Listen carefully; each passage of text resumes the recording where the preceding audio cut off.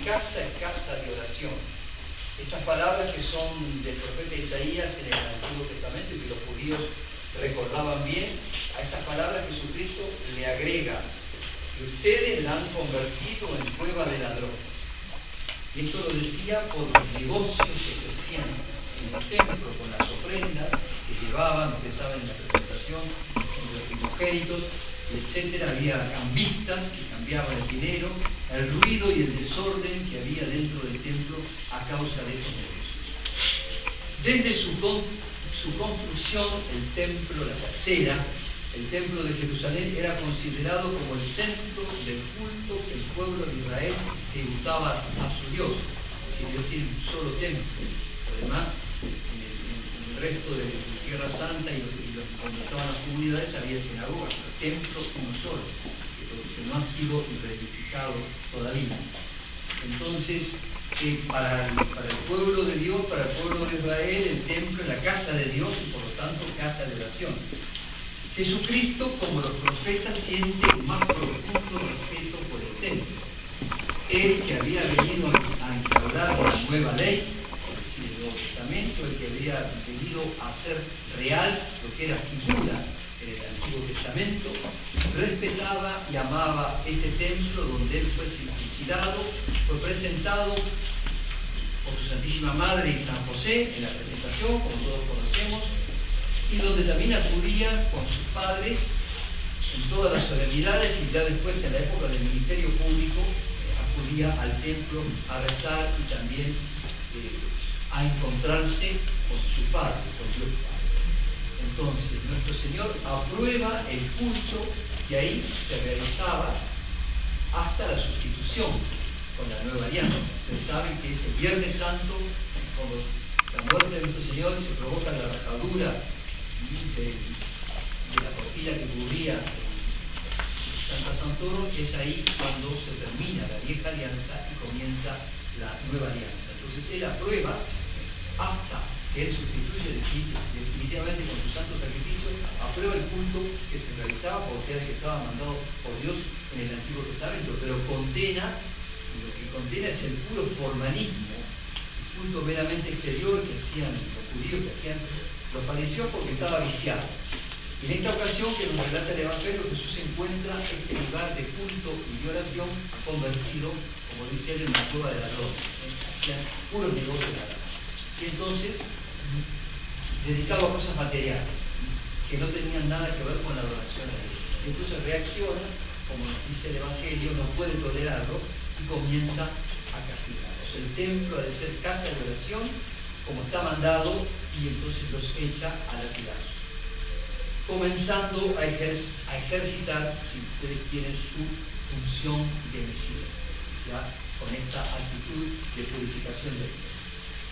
En la nueva alianza, en la nueva ley del Evangelio, la Iglesia Católica, que es justamente el reino de Dios en la tierra que nos deja el Señor Jesucristo, con la herencia transmitida por los apóstoles y con la guía del Espíritu Santo, a través de los siglos la Iglesia ha sabido manifestar su fe y su amor a Dios en un culto espléndido y lleno de piedad, del que tenemos todavía nosotros muchos testimonios en el mundo, sobre todo en el viejo mundo.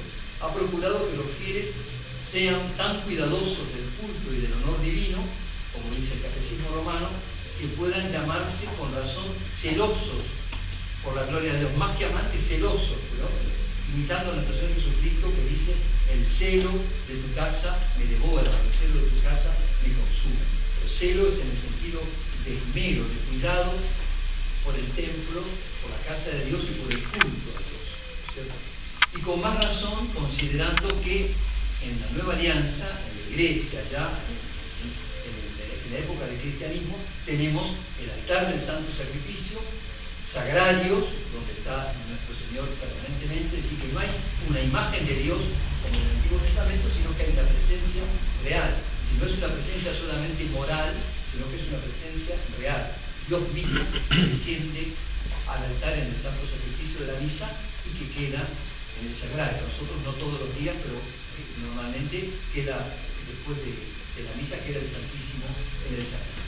Y el santo sacrificio que se ofrece en los altares cristianos es el sacrificio real, incruento pero real, del mismo Dios encarnado. El Antiguo Testamento era. Entonces, con la llegada de Cristo a la tierra, el templo cristiano es con plenitud y por excelencia el lugar de la presencia de Dios entre los hombres.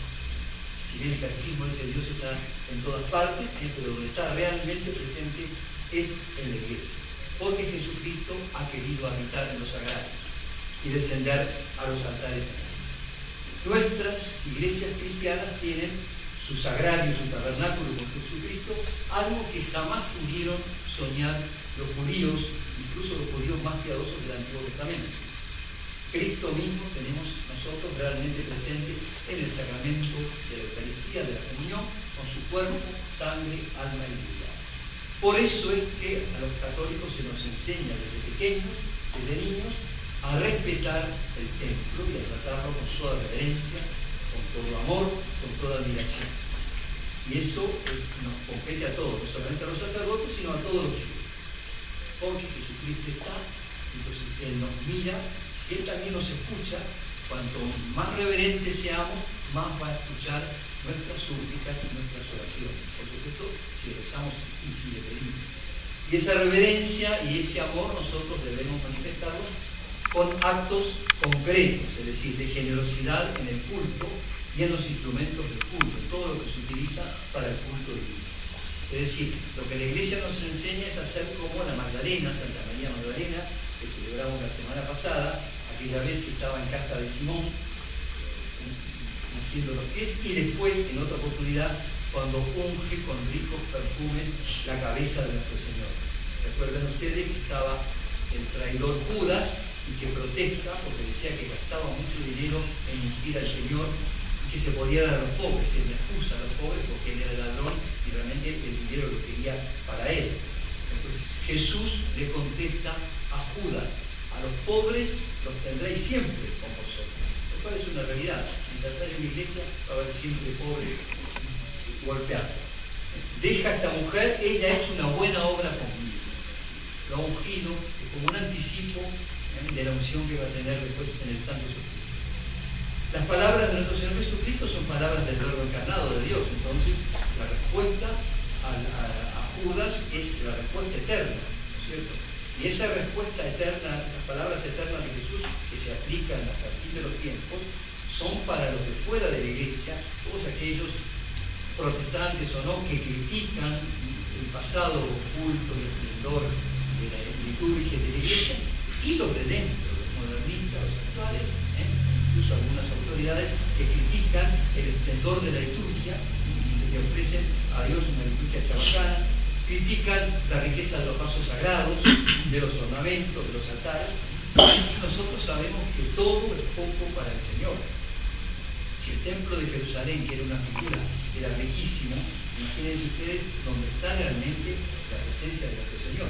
Todo es poco para glorificar a Dios, ¿no es cierto?